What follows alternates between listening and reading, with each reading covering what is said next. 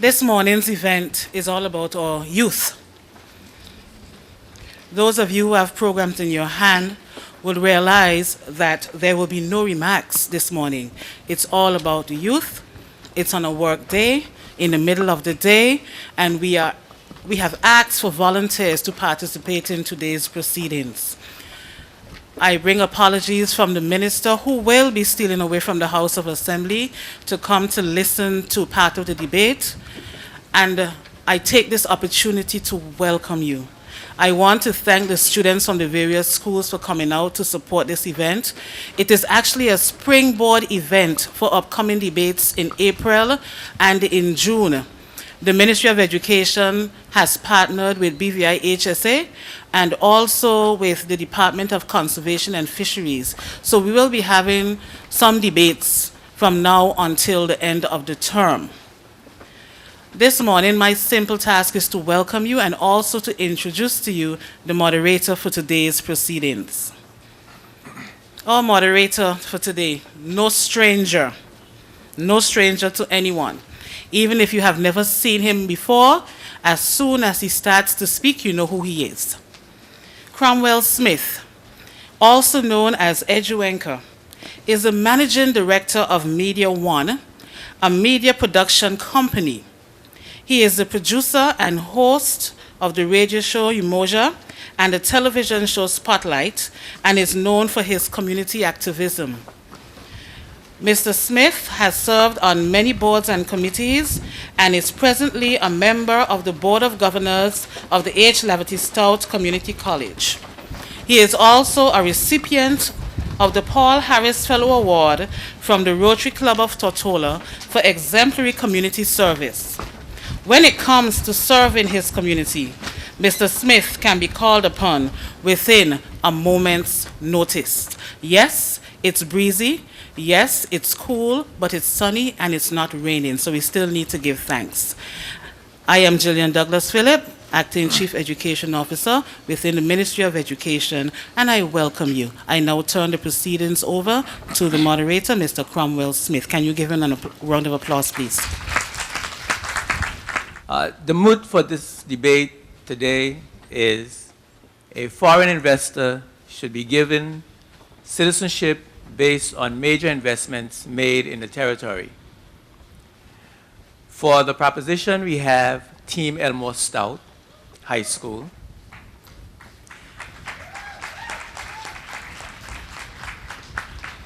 The first speaker for the proposition, 11th grader Chastity Leonard. Give her a warm welcome. Second speaker, 9th grader Jada Angus. For the opposition, we have Team Virgin Islands Youth Parliament. First speaker, Saniel Pickering. Saniel Pickering is the chairman and premier of the Virgin Islands Youth Parliament. He works as a system administrator and CCTV computer technician at Rotown Wholesale.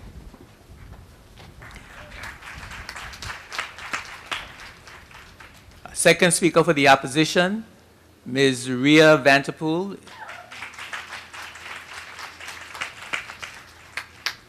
Ria is the secretary and leader of the opposition of the Virgin Islands Youth Parliament.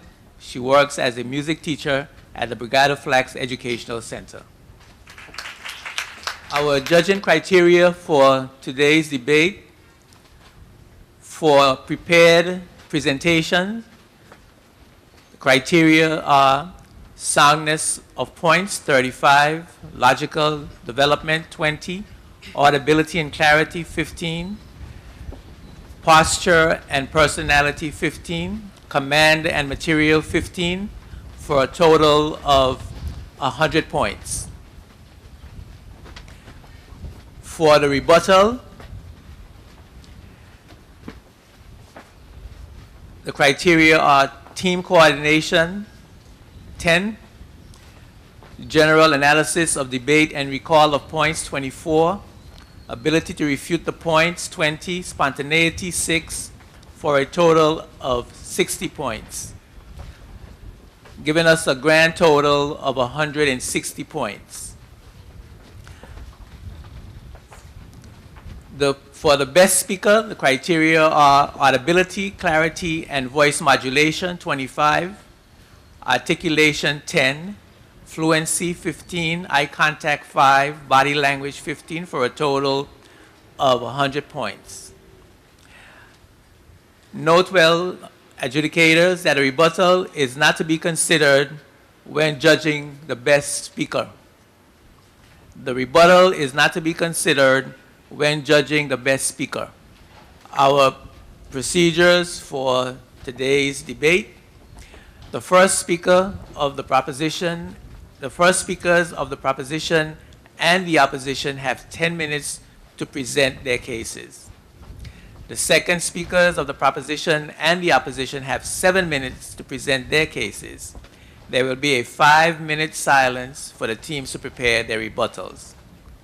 The first speakers of the opposition and proposition have 5 minutes for rebuttal. The timekeeper gives a signal 1 minute before the expiration of the speaker's allotted times and at the end of that allotted time.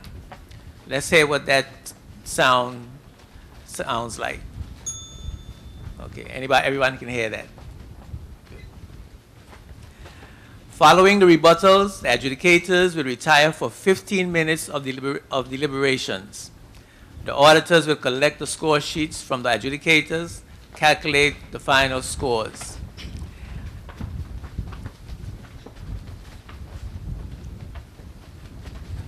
During the deliberations, they will determine the best speaker and the winning team and return the results to the adjudicators. We will have a brief open discussion about the moot point only while the adjudicators deliberate. Upon the return of the officials, the chief best speaker adjudicator and the chief presentation adjudicator will each give a 5-minute constructive critique of the debaters' performances, after which the results will be announced. The audience role is to be a good audience.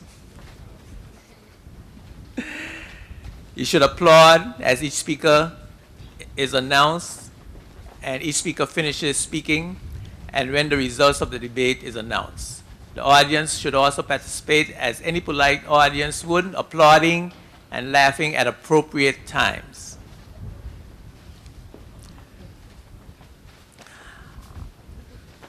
It's time for us to begin the debate. I now call on the proposition's first speaker to present the case for a maximum time of 10 minutes. At the end of each speaker, timekeeper, please announce the time that has been used. Proposition first speaker. Give her a warm welcome, please. Look around you. Over there, you see a beautiful state-of-the-art cruise ship pier. It still isn't completed. Out there, you see an intricate system of roadways, but so many of them are in desperate need of repair. Taller, bigger, modern buildings are popping up all throughout Road Town, but sewage issues and water problems plague them. Historical buildings beg to be restored and properly preserved. What if I told you that with one simple adjustment that we could fix all of these things and so much more? My colleague and I propose that a foreign investor should be given citizenship based on major investments made in the Virgin Islands. Good morning, esteemed officials, enlightened audience, erudite colleagues. In order to have a meaningful discourse of this somewhat radical idea, we will have to agree on two things. One, that we will keep an open mind, and two, that we agree on the definitions of key terms. Foreign investors are people of a country who invest private capital into another, according to the Business Dictionary. Citizenship is the status of being a legally recognized subject or national of a particular country. Since the Virgin Islands is a British overseas territory, it cannot bestow citizenship. However, it can grant permanent residency. Therefore, in this discussion, we will also consider permanent residency, which according to our Civil Registry and Passport Office, is holding a certificate of residency and being free from the control of immigration regarding the length of time spent in the territory. Thus, my colleague and I propose that the Virgin Islands bestow permanent residency, free from immigration and other usual restrictions, to the investors from other countries who are inputting significant amounts of capital into Virgin Islands projects. This, by no means, is a new concept. Citizenship by investment, or economic citizenship, is the granting of citizenship status to an individual contingent upon a specified and quantifiable investment in the country. Laura Johnston of Harvard University points out that many more states offer foreign investors residency other than outright citizenship, and that is the route that the Virgin Islands can explore. I will show you why we need this program, give examples of citizenship by investment across the globe, and conduct a practical examination of citizenship. My most erudite seconder will explore the societal benefits directly related to citizenship by investment. Together, we will build an irrefutable case for foreign investors being given residency based on major investments made in the Virgin Islands. Moderator, let us fast forward. Look around you. Imagine what the Virgin Islands can be if we allowed foreign investors to inject their millions into our economy. Can you see the smooth roads? I see it. The improvements in infrastructure, in schools, in recreation, in healthcare. I see it. But most importantly, can you feel the restoration, preservation, and revitalization of nature's little secrets? I know that you can. The answer is right in front of us. Foreign investors are the answer. Citizenship by investment is the answer. Moderator, our idyllic beaches and beautiful marine environment attract tourists, but our terrain is not ideal for a strong agricultural sector, and our location is not ideal for manufacturing and heavy industry. However, the VI is ideal for a thriving tourism sector. Tourism, however, is notorious for fluctuating wildly in response to the economic environment. Hosts of tourists are here now, but there is no guarantee for tomorrow. That is why we should all consider the proposal I put forward today. In 1984, St. Kitts and Nevis introduced the world's oldest citizenship by investment program. 32 years down the road, as expected, they have had a few hiccups. But as reported by the Canon News in 2014, the St. Kitts and Nevis economy grew by 7%, and the International Monetary Fund is predicting stronger growth, largely because of the strong inflows from citizenship by investment receipts. Virgin Islands residency by investment could be our plan B. If our tourism sector were to weaken, residency by investment could be our security blanket. Allowing foreign investors to make major investments in our territory will build economic stability, encourage economic growth, and allow us to continue to develop. Many countries in the Caribbean and across the globe have already adopted programs wherein foreign investors are given citizenship by making major investments into the economy, and these countries are enjoying significant economic benefits as a direct result. The Netherlands established a points-basis economic residency program in 2008. The visas are awarded under 3 categories: personal experience, education or previous annual income, business plan, analysis of the market and organization, added value for the economy, innovation, creation of jobs, investment. Dominica's Citizenship by Investment program has proven to be so popular that an estimated 3,000 of its 71,000 inhabitants acquired citizenship this week. After the devastation of Tropical Storm Erica, Dominica Finance Ministry signed a contract under the country's Citizenship by Investment program for the development of a 160-room world-class hotel in the community of Tantan. Think of the boost to the economy. Think of what employment opportunities that this investment will create. Moderator, with the growing success of these types of investment programs, concerns of criminal activity arise. Learning from others, Antigua-Barbuda Labour Party government made alterations to enhance their Citizenship by Investment program. To safeguard against abuses, Antigua has prohibited 6 countries' nationals from applying for Antiguan citizenship. Additionally, people who have changed their names cannot apply, as reported by Canon News. In order to be granted Antigua Barbuda citizenship, investors must either pay US $200,000 into National Development Fund, invest $400,000 into real estate, or make a $1.5 million business investment. The party stated that as of 2014, quote, the CIP program has raised more than US $50 million since its inception. Our neighbors, tourism reliant just like us, have been exploring the benefits of citizenship by investment. So why haven't we? Further afield, Belize, Brazil, Cyprus, Ireland, and Malta all run citizenship by investment programs.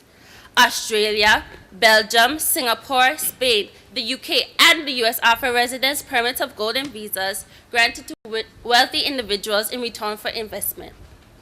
While giving full citizenship to investors proves difficult because of our non-sovereign status, the Virgin Islands could consider economic residency. According to our Financial Services Implementation Unit, the VI would still be competitive in the citizenship by investment environment because we have so much to offer potential investors. Investors would have surety of operating with ease. Our established global presence, our commercial court, our world-class accounting firms and law firms make the Virgin Islands attractive to investors.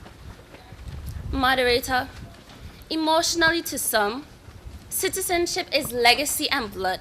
It is hand to heart and heritage, my land until I die. But that was then.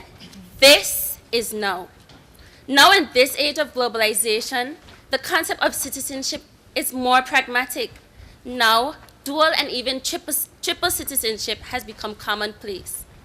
In this audience alone, I would hazard a guess that at least more than 75% are holding 2 passports. Now, passports and citizenship for us are matters of convenience, leverage, strategic decision-making, and quite frankly, financial ability at the individual level. Now, the Virgin Islands must let go of that he ain't from here mindset and realign our laws to be consistent with the leading cosmopolitan society that we have become. We must consider the benefits of granting residency to people who want to be a part of a territory, who want to make major investments, who want to significantly stimulate our economy. And truth be told, we want these people. If we want to be prepared for the future, to construct major projects, to create employment opportunities, all in an effort to stimulate and stabilize our economy, then the Virgin Islands will grant foreign investors citizenship, or in our case, residency, based on major investments made in the Virgin Islands. Thank you.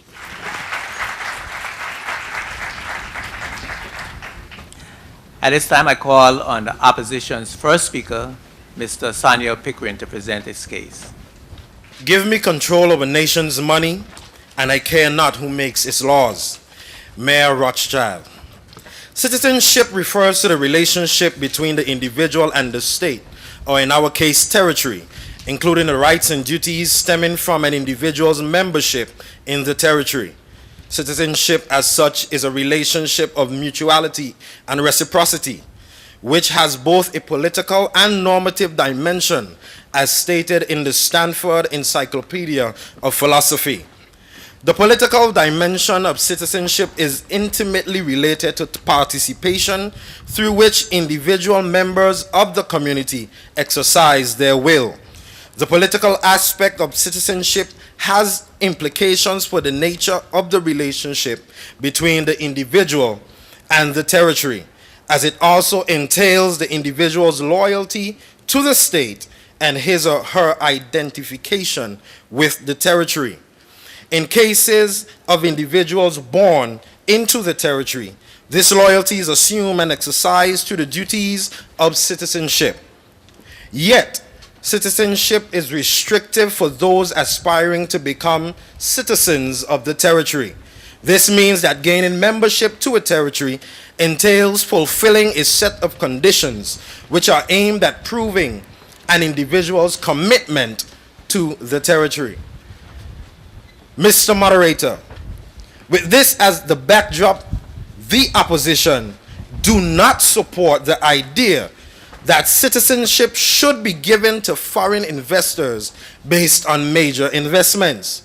I do believe that if the late Honorable H. Lavity Stout was alive, he would utter these very words: "My people, that is misguided and short-sighted. To even consider such an action as to grant citizenship for foreign investors, one must ensure that proper due diligence is given in order to soundly determine that the individual is not just about the business, but about love of country. Everyone knows that immigration is among the most contentious policy issues of our times, and recent years have witnessed a restrictive turn with respect to ordinary immigration and naturalization applicants, such as those who enter on the basis of family reunification, claim, or work reasons.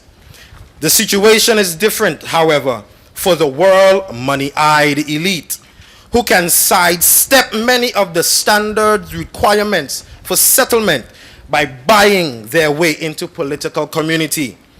The public act of naturalization, of turning a non-member into a citizen, has also borne an air of legal magic, with the result that it is the most densely regulated and most politicized aspect of citizenship laws. At stake is the regulation of the most important and sensitive decision that any political community faces: how to define who belongs or ought to belong within its circle of members. Not everyone knows, however, that governments are now proactively facilitating faster and smoother access to citizenship for those who can pay. Revealing insights about the current state of citizenship can be gained. I will do so by firstly examining who is given this red carpet treatment and on what basis. Secondly, how the implementation of such a program can cause inequality and stratification among our people. And finally, how we as a territory, if not careful, can find ourselves in fraudulent activity if due diligence is not applied. Beyond Europe, in countries such as Malta, Cyprus, Portugal, and New Zealand, those seeking citizenship can look to St. Kitts and Nevis, where economic citizenship can be purchased for as low as $250,000 for a lump sum, or $400,000 if monies are directed to a real estate project and issued within months. They might also consider Antigua and Barbuda, which is the latest in the growing list of countries to roll out a citizenship by investment program, or the Commonwealth of Dominica, whereas ordinarily the law requires significant residence period for those seeking naturalization in these island nations: 14 years in St. Kitts and Nevis and 7 years in the Commonwealth of Dominica and in Antigua and Barbuda, respectively. The residency requirements is reduced to merely 7 days, a short vacation under the tropical sun, or even waived altogether for those who purchase their fast-tracked passports. Programs, as stated earlier, contribute to some of the most disturbing development in 21st century citizenship, including the emergence of new forms of inequality and stratification. Instead of retreating to the background as some may have forecasted, many investors are playing active roles in the decision-making processes of the countries they have invested in, thus causing the locals to feel disenfranchised and alienated in their own land. These programs have created managed migration policies, setting up easy pass citizenship for some, while making citizenship more restrictive and difficult to achieve for others. No investor will give to a country or territory without ensuring that they control and oversee the use of their investments. To them, it is strictly business, and they will make certain to dictate the recipients what they want to see done. Without the right laws in place to protect our locals, we will be basically giving the green light to investors to do what they will within our shores and opening up our territory to anything. Whosoever has the money owns the country. Beyond determining the contours of the investment types, another major question is raised: whether investors have been properly vetted.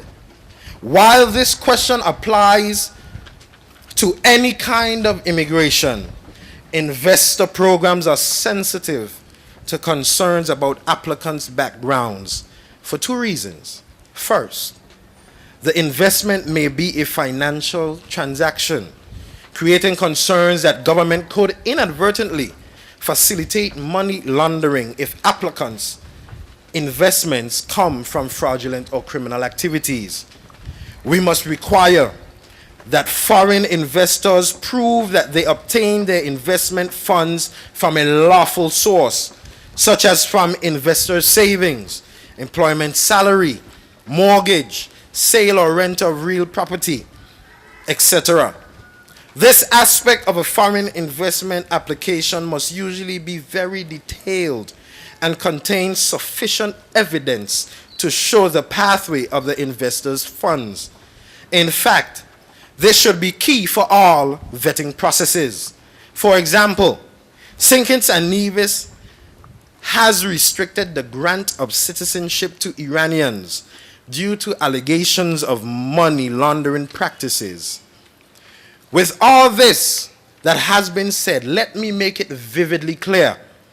The mood here today is flawed, as the Virgin Islands is not as liberal as other Caribbean countries to offer citizenship by investment programs, for we are a territory. Therefore, we do not possess the authority, nor do we possess the means to grant citizenship. Citizenship can only be granted by our sovereign body. In light of this, let us rally together as in years past, pooled our resources as our forebears did. If they invested into this economy, why can't we? Together, let us create the Virgin Islands we wish to see. As our national song illustrates, to preserve the beauty we devised a plan to obtain ownership of this precious land. Educating our people is the golden key to maintain the success of this territory. Thank you. Thank you very much, Mr. Pickering. I now call on the proposition's second speaker, Ms. Jada Angus, to present its case. In the midst of global economic turmoil, will we sit in our tranquil Virgin Islands, hoping and praying that we won't be affected, yet ignoring dynamic, viable means of shoring up our economy? Would we let pride, legacy, history blind us to the benefits of granting foreign investors permanent residency based on major investments in the territory? Of course not. Our pride, legacy, and future can only be enhanced by the opportunities realized through a citizenship by investment program. We are talking about a stringently regulated permanent residency program in which a foreign investor is given citizenship, or in our case, residency, based on major investments made in the territory. Good morning. We have outlined the potential economic benefits of a citizenship by investment program. We are not considering a transaction where rights are handed out to persons based merely on their ability to pay up, but a program for persons who wish to become productive members of our society, to share our values and cultural traditions. Our society will be the better for it. Firstly, cultural diversity will be embraced. Our society includes people from across the globe who move to these beautiful islands. We can capitalize on our appeal to investors, and the projects that they will fund will encourage the cultivation of varied skills. Our society, already culturally diverse, will flourish when that diversity is tied to major investments by foreigners. Economists Ashram and Galore, in their study, Cultural Diversity, Geographical Isolation and the Origin of the Wealth of Nations, found that cultural assimilation and diffusion drive economic development. They surmise that, quote, diversity spurs economic development and homogeneity slows it down, end quote. And that's what we want, economic development resulting from diversity, all for the price of granting foreign investors who make significant investments in our territory residency. Secondly, the major investments create jobs. Minister of Education, Honorable Walwyn, has observed our disturbing unemployment rates. In a Virgin Islands Platinum article, he declared, quote, the bare sight of the unemployment problem among young people was shocking to me, unquote. Over 500 young people of varying qualifications couldn't find work. Across the region, countries with high youth unemployment suffer. The cascading effect is astounding. High unemployment rate leads to high poverty. High poverty leads to high crime rates and failing education systems. If this happens, how will our tourism and financial services fare? Not well. But think, major investments in the VI can lower unemployment, which, in turn, will lower crime rates, lower poverty, boost the economy, and significantly improve our education system, all for the price of granting major foreign investors residency. Effective citizenship by investment programs abound. Our program could be like the U.S. Immigrant Investor Program, the EB-5 visa, in which investors have options. They don't just have to be super rich, investing at least $500,000. They can create jobs. If a foreign investor generates 10 full-time jobs, he can obtain the EB-5 visa and U.S. residency. Or we could emulate the St. Kitts and Nevis Sugar Industry Diversification Foundation. The money from their foreign investors desiring citizenship goes into projects such as small enterprise development, agriculture resource management project, cricket stadium upgrade, and student loans guarantees. Obviously, employment and education programs and improved sporting arenas benefit the country. The St. Kitts and Nevis government does this and much more, all for the price of granting major foreign investors citizenship. And so can we. Lastly, a stimulated economy fosters cultural experiences.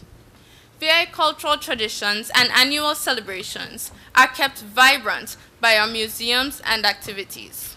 But if we are struggling financially, we won't build more museums or fund more activities during the Emancipation Festival or restore historical sites.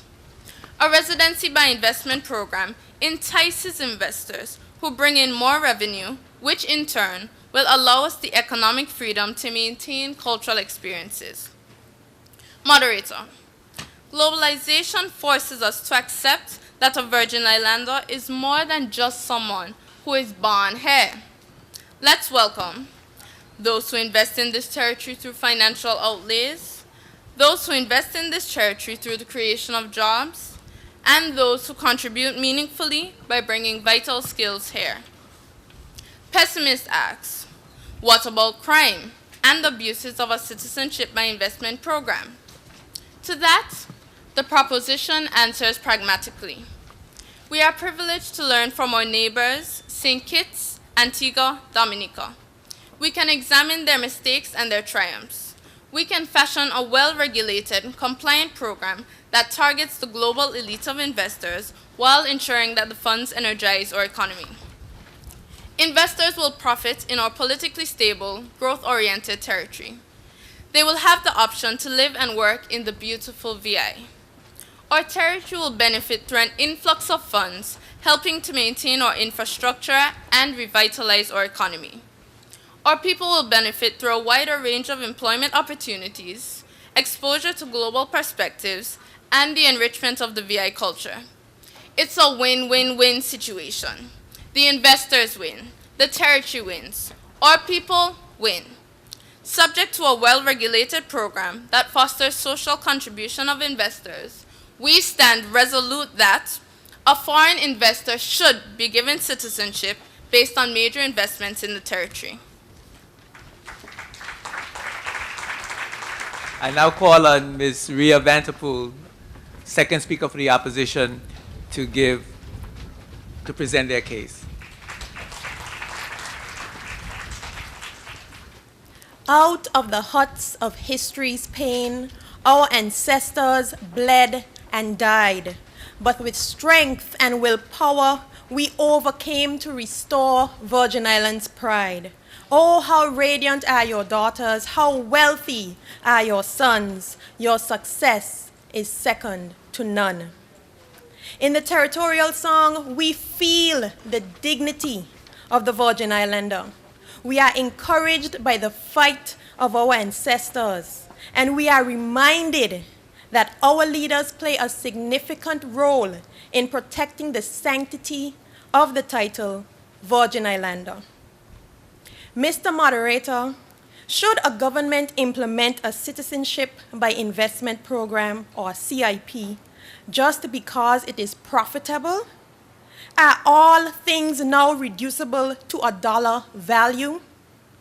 Surely you will agree, as we are reminded in our territorial song, that a government must protect and empower its people above all other pursuits. I wish to support my colleagues' opposition against the moot by explaining two negative political and social impacts of implementing a CIP. One, the program may encourage fraudulent behavior and corruption. And two, the program would perpetuate the disenfranchisement of Virgin Islanders. First, Mr. Moderator, many citizenship by investment programs are marred by implications of less than transparent operation by brokers, purchasers, and even government officials. For example, the requirements for an investor immigrant in Canada are a net worth of $1.6 million US, 2 years of business experience, and an investment of $800,000 US.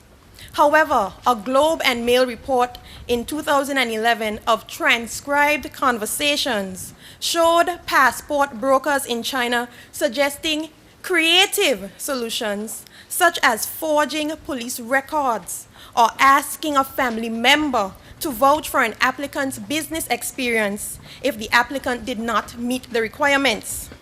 Disturbingly, the brokers also offered a way to gain citizenship while investing less money than what was required by the Canadian government. In another example, the Grenadian government recently reinstated its CIP after an 11-year hiatus due to allegations of fraud and government corruption.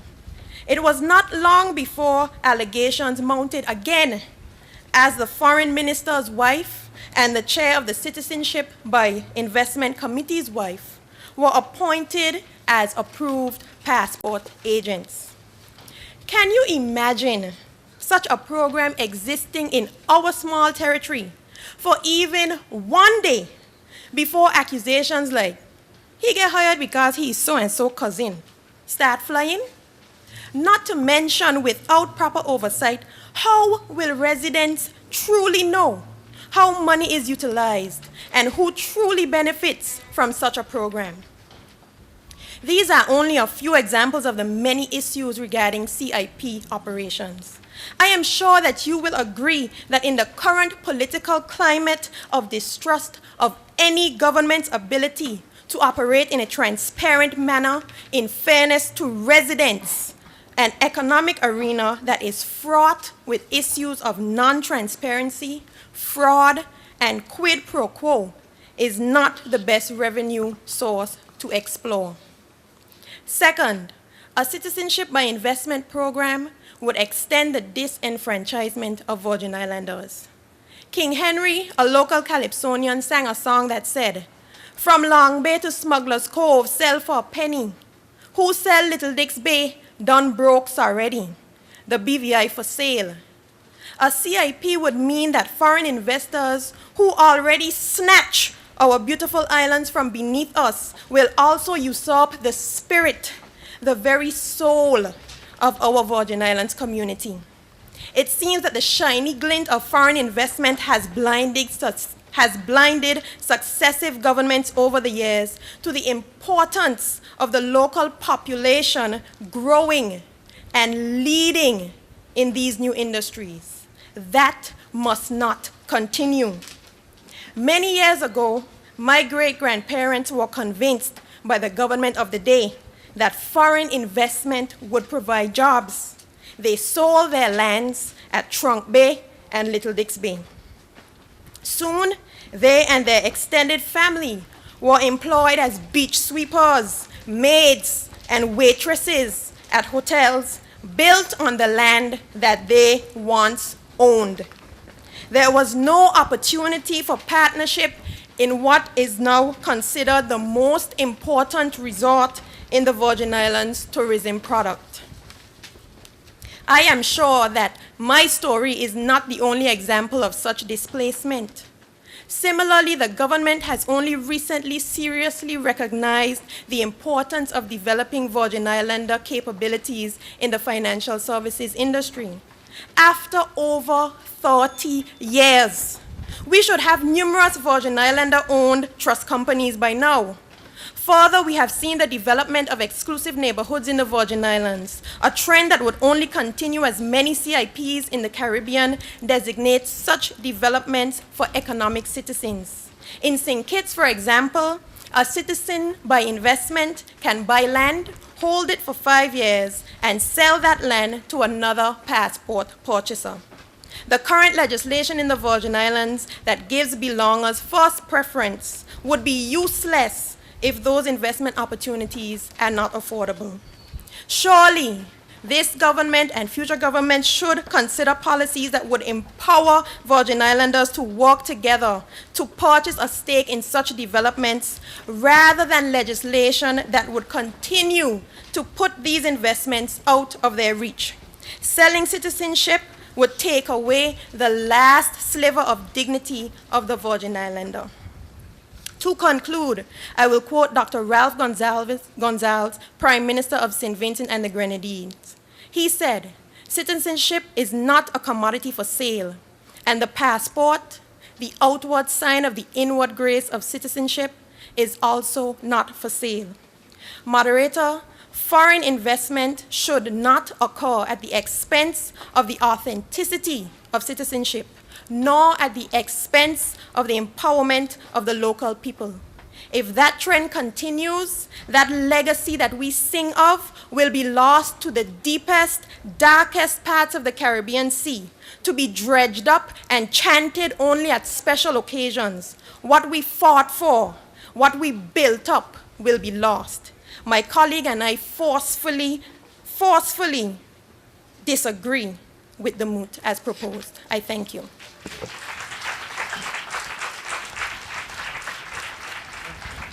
I now call on the opposition first speaker, Mr. Samuel Pickering, to present his rebuttal.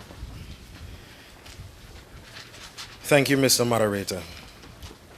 Mr. Moderator, I stand to firmly say and stand on my rights to believe that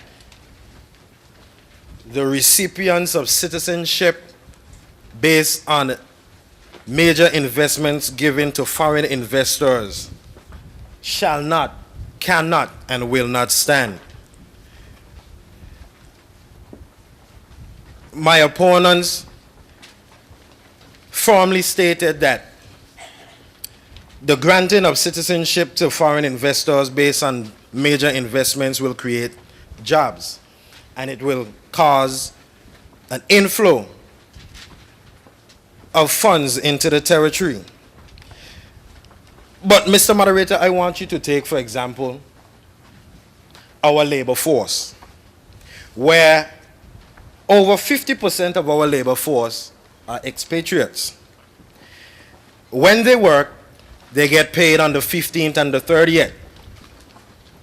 Let's say, for instance, they work in the same jobs that have been created from CIPs.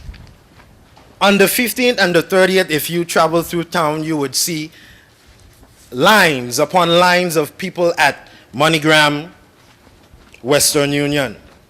The same money that we think will stay in the economy and boost the economy is going back to the expats' home to build the houses that they currently own.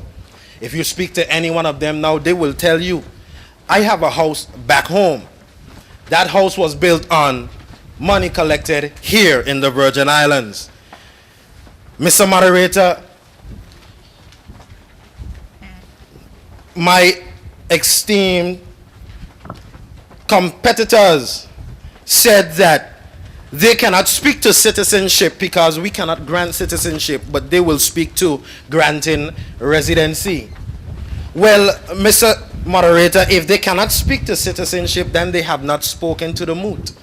Because the moot was, and I quote, granting citizenship to foreign investors based on major investment, not permanent residency to foreign investors based on major investments.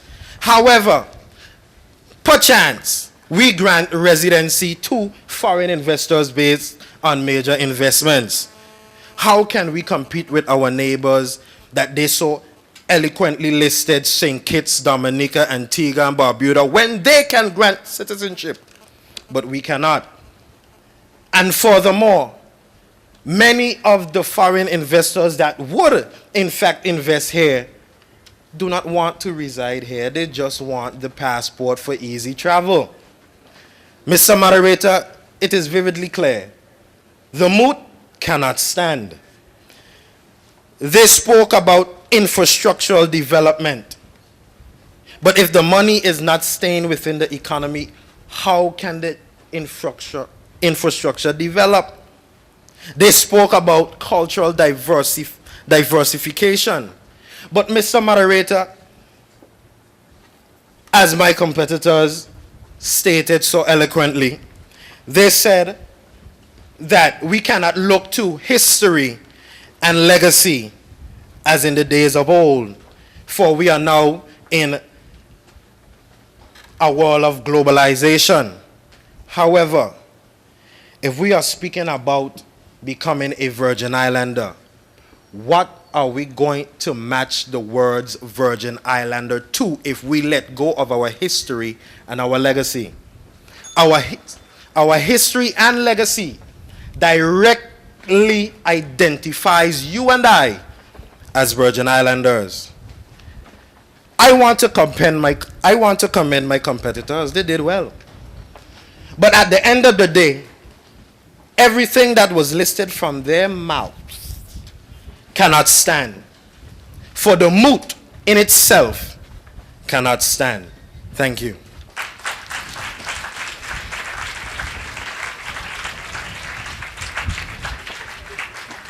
Thank you very much, Mr. Pickering. I now call on the proposition's first speaker, Chastity Leonard, to present its rebuttal.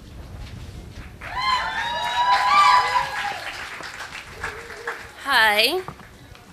Moderator, I have to apologize that the opposition probably was misled.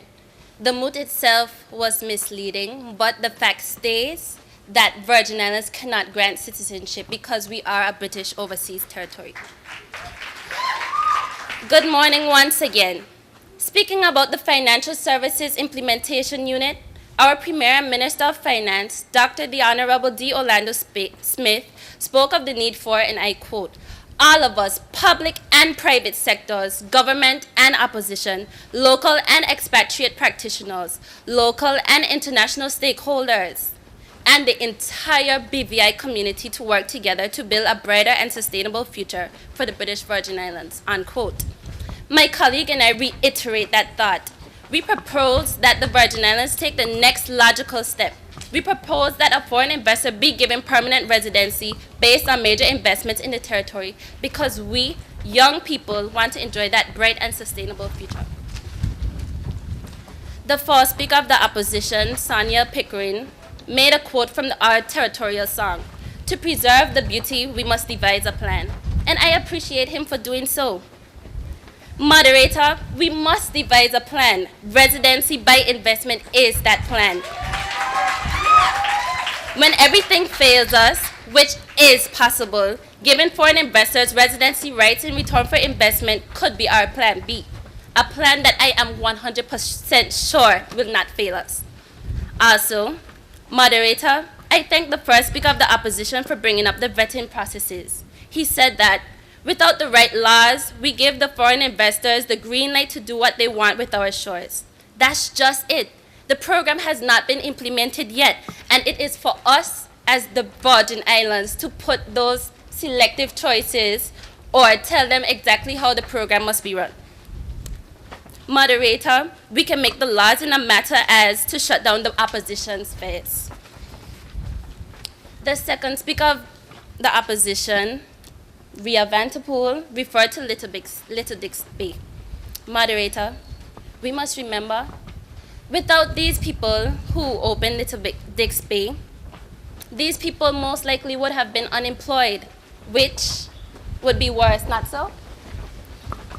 Also, the second speaker of the opposition said that Grenada reintroduced their program after 11 years. It was closed because of fraud and government corruption.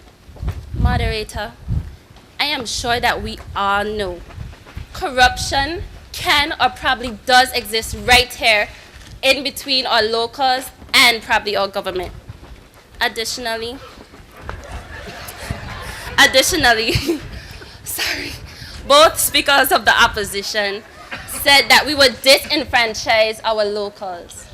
Moderator, it goes back to legislation. We could put all of these things in our laws, and that's something I don't think that the opposition realizes. In most countries, even those without CBI programs, money equals power. So the relationship between the two is a whole other discussion. But remember, the government of Antigua Barbuda Citizenship by Investment Program website states that the passport does not afford automatic voting rights and persons would need to qualify as outlined in the Representation of the People Act. In conclusion, maybe the opposition hasn't considered that if the Virgin Islands ignore this next logical step, the wonderful standard of living that we all enjoy will be no more. In order to keep our economy vibrant, and in order to reap the other obvious benefits of Citizenship by Investment Program, the VI should grant permanent residency to foreign investors who make major investments in our territory. Thank you.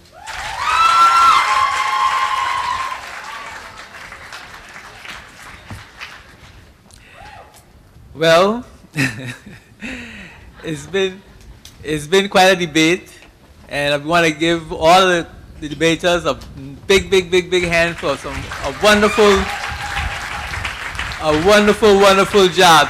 Some real intense presentations, and we are going to have an adjudicator for the best speaker, Mr. Lewis, to give a brief critique and choose the best speaker. Normally you let ladies go first, Cromwell, but since you've decided that I should be first at the crease, I will go. This is not a gender-specific issue. Okay, Yeah. now we know. Mr. Moderator, thought I saw the Honorable Minister here, but debaters, schools, audience, what an interesting topic. I would imagine if we were an independent country, it couldn't be any better than this. We sat and we listened, and there are some interesting observations that I would like to make before we tell you who the best speaker is.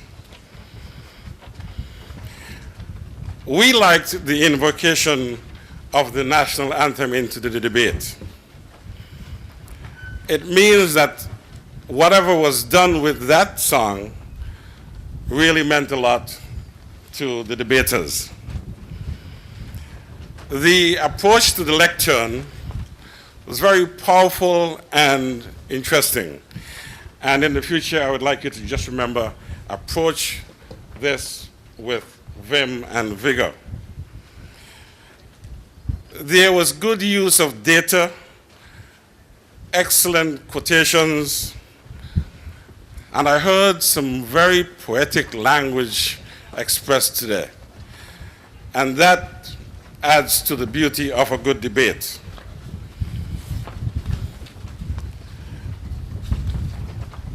However, whenever you are making a presentation, please do not drop your T's and your D's and your TH's from words. For example, we heard the word development. We did not hear development. We heard the word act and not act. We heard the word boost and not boost. We heard the word world and not the word world. And we love to use tourists and not tourist. Be careful when you use words of countries. If you're going to say Cyprus, then say Cyprus, not Cyprus. Because if the Cypriot was there, he'd probably want to do something to you.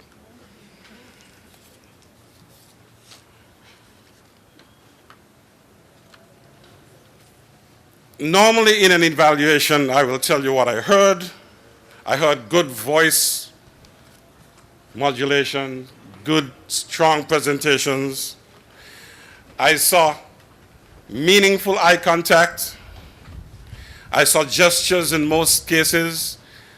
I heard voice modulation where one speaker dropped the voice to the point where I could hardly hear, and that was, whether by design or accident, it was good. And generally, they were good presentations. Now, I don't want to bore you with whatever else will happen. Just want us to know that the best speaker for today's presentation was the seconder. But before I do that, what I particularly liked today is that the proposition changed the mood and stuck to the arguments surrounding the mood. And that for me is a sign or a sense of maturity, because if you can't win by what you are given, you win by what you want. And the proposition wanted it to be known that we're not independent, so we're not going to go down that road. So we're going to change it to what we can achieve. And they supported their arguments consistently to the mood that they changed. And now, young men, young women, ladies, gentlemen, the winner of the Best Speaker Award goes to Jada Angus. Congratulations, Jada.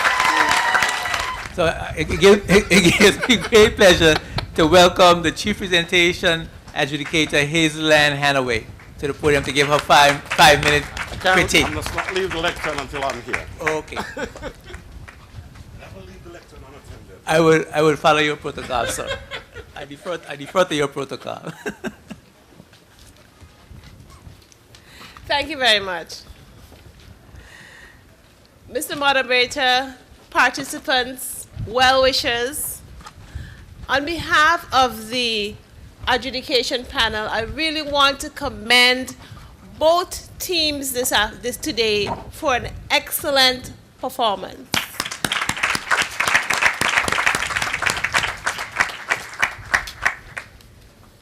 This was indeed a very, very good debate today, because what we saw were two teams who came well prepared and armed to present their views on what was clearly a very, very controversial issue.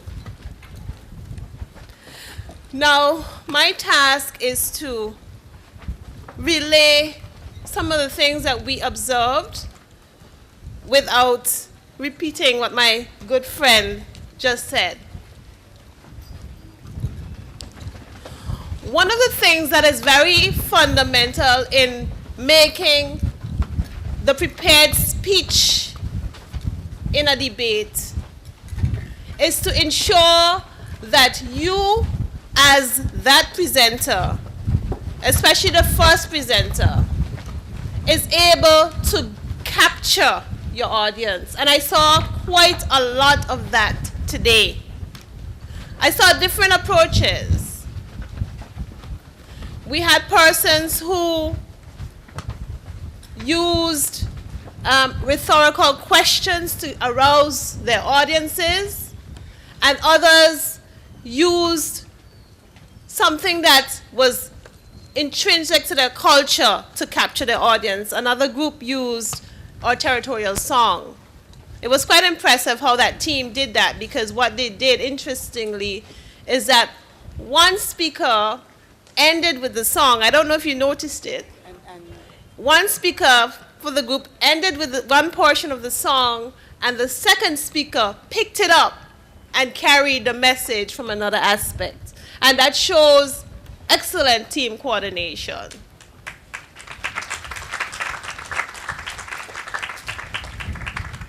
Now, if we are speaking about presentation number one, it's equally important for me to also stress that whilst creativity is key and pivotal for the persuasiveness of any presentation, it is important that you keep it relevant and you keep it succinct enough that it doesn't cost you in time. And that was something that we noted as well. Because in both cases, we noticed that we were just a little bit over time with those introductions, because it took a while for the audience and for the listener to connect that introduction to the topic. So we need to be careful and work on that. One other thing that I picked up in the prepared presentation, and that we picked up in the prepared presentation, is that because perhaps more time may have been needed to spend with the presentations, some persons actually sped through the material a bit, and you could actually sense it when they were presenting. So as a tip for debaters in future, spend a bit more time in practicing, because practice always makes perfect. It's a very old saying, but it's a very true and tested saying. If you practice, the more you practice a presentation, is the more flawless and effortless it becomes when you have to deliver it. So that is one way of getting rid of the nervousness that you have when you come before an audience, and a way of controlling that material and being able to present it in a way that it appears that you did not even have to read what was in front of you. Okay? Now, one of the things that we noticed as well with the prepared presentations is that some of the presenters were able to capture their audience with appeal and emotional connection. But a bit of the material, if you tested it, I don't want to give too many examples, we found some factual flaws, especially in some of the examples that were used for some of the Caribbean jurisdictions. I think there was a mention, it was mentioned that perhaps St. Kitts was one of the first countries to use the Citizens by Investment program, and it's questionable whether that is actually correct, because we know that there were other jurisdictions before.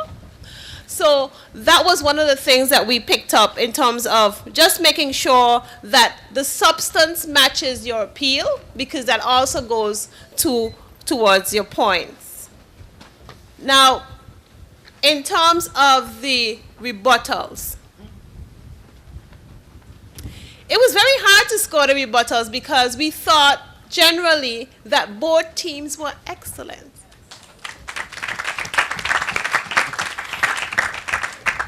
Because in preparing for rebuttal, not only do you have to think on your feet and be spontaneous, but you must have excellent ears.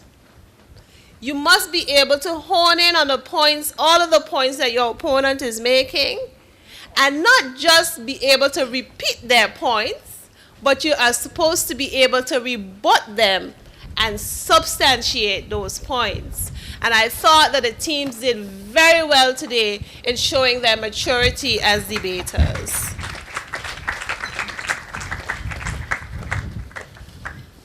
Now, naturally, with those points in mind, it is now my job to let us know which team won the moot this afternoon. And the winning team is the team for the proposition.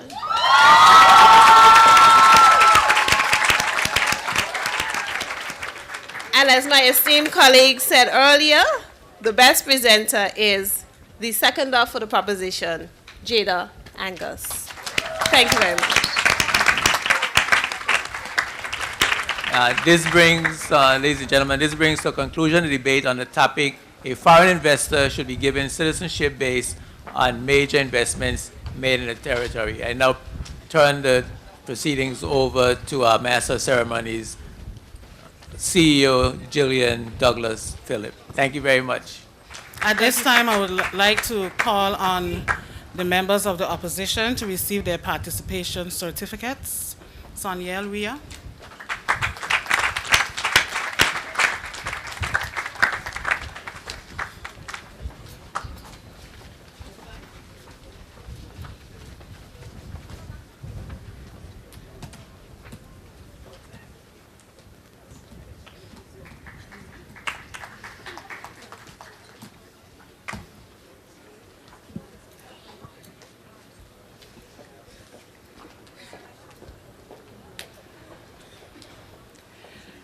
And now I'd like to call on the winning team, Chastity and Jada. Come forward, please.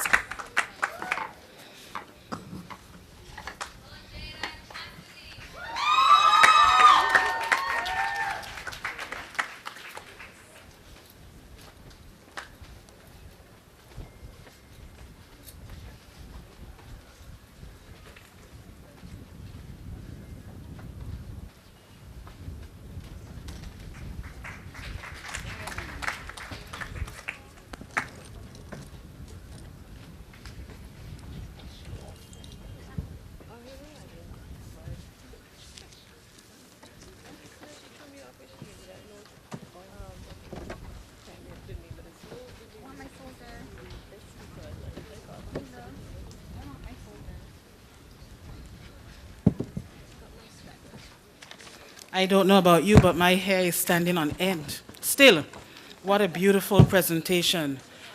Our youth are moving forward regardless of what anybody else thinks. We are progressing in this territory. At this time, I offer congratulations to the winning team, and I call on my personal assistant, Ms. Charlene Smith, to bring you the thank you. On behalf of the Ministry of Education and Culture, we would like to thank the following persons. Popeyes for providing the tents and chairs, JCB Engraving for preparing the awards, all schools for being here with us today. Special thanks to the debaters, moderator, and judges, to GIS and all other media houses present, to the ministry team for their assistance. Once again, we thank you and enjoy the rest of your day.